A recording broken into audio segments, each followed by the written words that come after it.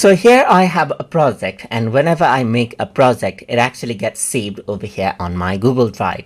And if I were to go around onto the home page of Google Vids right here, this is what you see. You can see little thumbnails of your project right here, just like this, and you can go ahead and rename it, remove it, or even open it in a new tab. So what you can do around over here is, let's say, for example, go around onto list view right here, and then you see it as lists instead, as you can see right here. And you can see that right now everything is being arranged like this. So you can see that I can see the video that I edited today, then there's the video I edited in the previous 7 days, and then there's previous 30 days. I can go ahead and then sort it out by last modified by me as well. So apart from when created, it's opened, it sorts it out into last modified.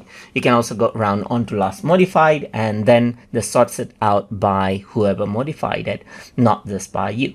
If you were to go to title, however, then you can see that the video titles gets displayed alphabetically right here, just like this.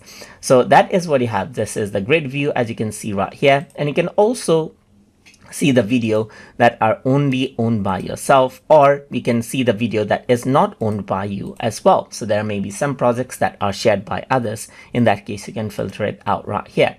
So you can also go ahead right here and open up the file picker, which actually opens up your Google Drive right here, just like this. And then you can go ahead and open up the Google Vids project from over here as well.